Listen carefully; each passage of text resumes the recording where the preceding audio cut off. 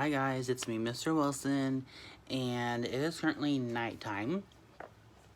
But I'm going to start our first read aloud book, and it is called Wild Rescuers Guardians of the Taiga. Now this is by StacyPlays. She's a YouTuber. She created Dogcraft. I'm a huge fan, and I know a lot of you love YouTube. You've seen my other channel where I've danced to single ladies. But I know a lot of you love Minecraft as well. So, I emailed her, I asked her for permission to read her books aloud, and they were very nice and got back to me and actually said Harper Collins, which is the publishing company, so the people who actually published the book, actually gave us permission until May 31st to read. So she has 3 books. But I'm going to start with book number 1. It's a trilogy so far. And it follows her and her dogs from online through a story, basically. So, with that being said, we are going to start book number 1. And after book number 1, if we don't enjoy it, I brought home some I Survived books where in the Facebook post, I'm going to make a poll of each I Survived book that I brought home. And we will take a poll, and I will read one of those after this one if we're not a fan. Okay? So, chapter 1 is called... Let me get there. Whoa, whoa, whoa. Hold on. I know you're all excited. Oh my goodness, if I could turn the page. Oh, it's just called 1. Suspenseful. Okay, chapter 1, and there's a picture of a bunny. Stacy lay on her back and stared straight into the eyes of the giant white wolf looming above her. The wolf's eyes were fixed fiercely on hers. Suddenly, his sharp teeth sliced into the sleeve of her denim jacket, narrowly missing her left arm and pinning her to the ground. How do I keep getting myself into these wild predicaments? Stacy thought to herself. To complicate matters, the upper half of her body was dangling off a cliff, and immediately to her right, a small rushing stream flowed off the cliff into a narrow waterfall that thundered 30 feet into a deep pool of white water in the river below. But Stacy's thoughts weren't focused on the wolf or on the steep drop of the water beneath her.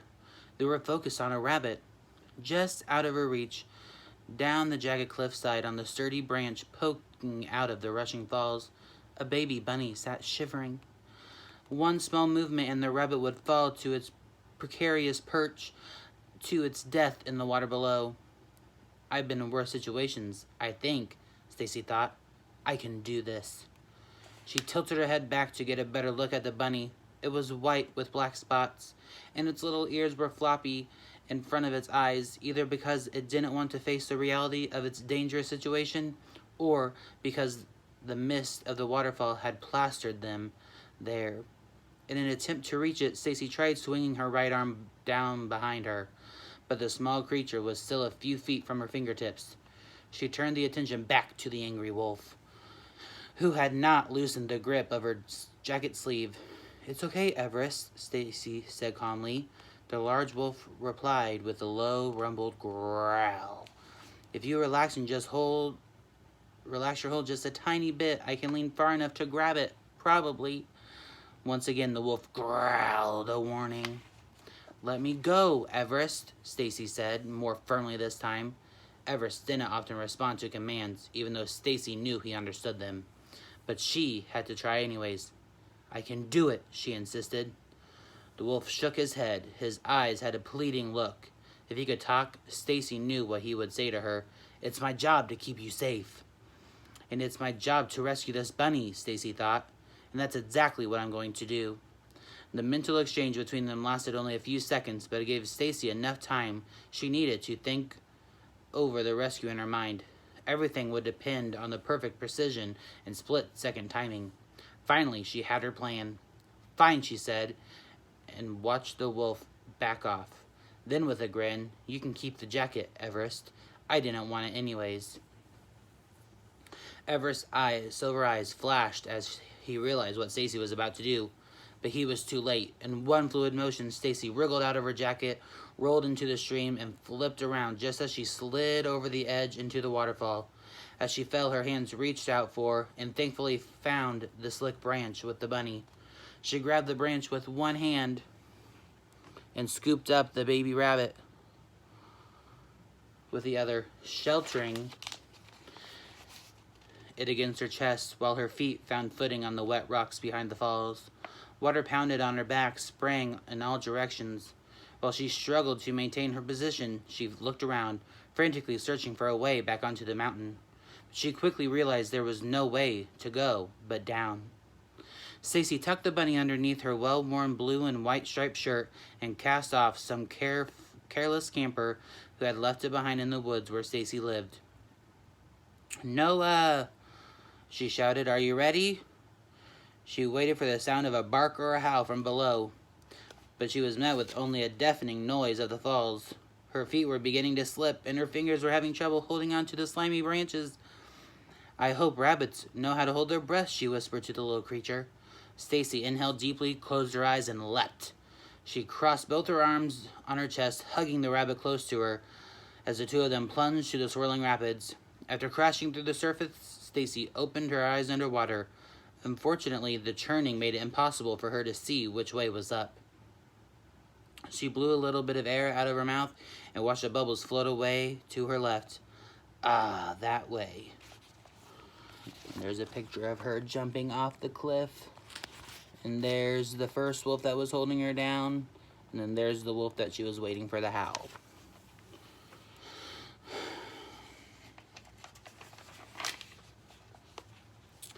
By even kicking as hard as she could, she was struck. Oh my goodness, if I could read. By even kicking as hard as she could, she was stuck in the circular current of the waterfall cascaded into the river. If only she'd been able to jump several feet out from the waterfall rather than straight down. "Relax," she told herself. "Noah's coming. Don't panic. If you do, you'll drown." With her last bit of air, Stacy pressed her lips to the bunny's tiny mouth and blew into its lungs, trying to keep it alive. And then she did what she told herself to do. She relaxed, sinking further into the pool, down below the rapids.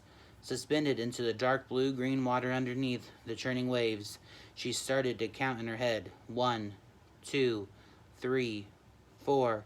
She hadn't yet reached 5 when she felt a large jaw close around her shoulder. The wolf's grip was tight enough to pull her to the surface, and then proceed to maneuver her downriver where the water was calm. With her head above the surface, Stacy gulped in the crisp spring air and felt her lungs burn with oxygen. Then she checked the bunny. It was stunned and shivering, but still alive. "Cutting it a little close there, Noah," Stacy said teasingly to the giant white wolf paddling beside her. She plopped the sopping wet rabbit on top of Noah's head. The bunny started to blink the water out of its eyes, and then looked down into the wide-eyed terror of the white wolf's snout. "No, you didn't go through all that just to be wolf dinner," Stacy said, hoping it would understand her. "You're safe now." Stacy and Noah paddled together to the riverbank and stumbled onto the shore. The thin vine Stacy usually used to tie her long brown curls into a side braid had been lost in the waterfall, and now her hair was a tangled mess. She combed it using her fingers, and then wrung out the bottom of her shirt and rolled up her wet jeans. Noah lowered his head to the large rock, and the bunny hopped off, clearly relieved, but still slightly shaky. Stacy scooped it up. "You're okay, little bun," she cooed, cradling it in her arms. She turned the bunny over to inspect it and make sure it was unharmed. "You've got quite the story to tell your friends." The bunny stared blankly back at her. "Now repeat after me. I will not jump down waterfalls." Say it with me. "I will not jump down waterfalls." Noah shook his entire body, spraying water droplets in all directions. They looked like tiny diamonds in the sunlight. Stacy laughed and ran her fingers through his damp coat. And then she tussled in the mussy tuft of fur behind his ears and stared into his intense blue eyes.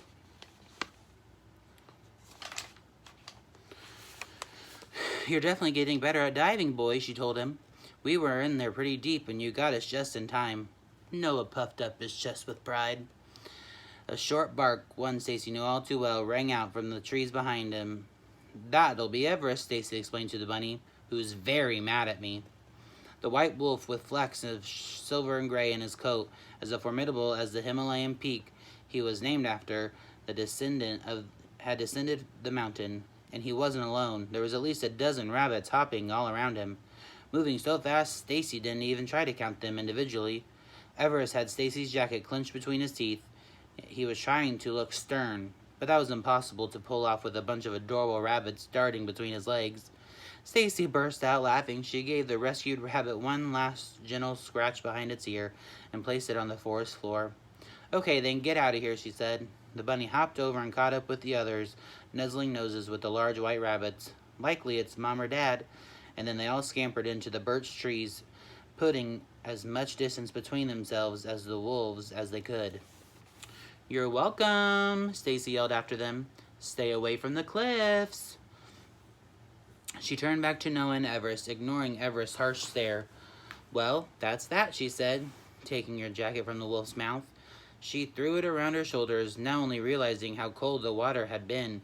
She pulled her wet hair into a loose ponytail, leaving one strand of it to the side to wrap around and hold the rest in place. And for all the time she spent in the forest, Stacy's skin had just a hint of olive to prevent her from getting burned, although the sun had drawn out a few freckles underneath her green eyes, across her nose and her cheeks. Ugh, that bunny was so cute, she said to Everest and to Noah, who were both taking a drink from the river. To be honest, I would have liked to bring it home as a pet. Everest lifted his head and shot her a disapproving look. I know, Stacy said with a smile. And you would have liked to have rabbit stew for dinner. You know we don't eat our rescues, though, ever. Everest shook his head, and Stacy could tell that he was a little disgruntled.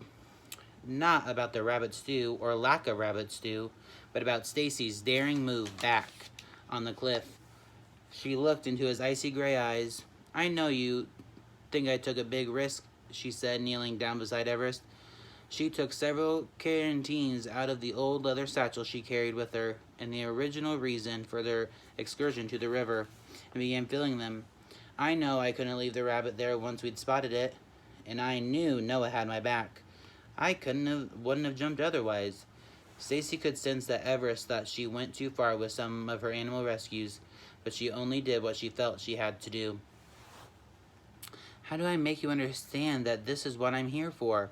I have to rescue these animals, just like you and the other wolves rescued me. It was a point that I would never entirely agree on, but they cared about each other and wanted to keep each other safe, and that's what really mattered. Come on, let's go home, Stacy said. We've got a pretty decent-sized walk ahead of us.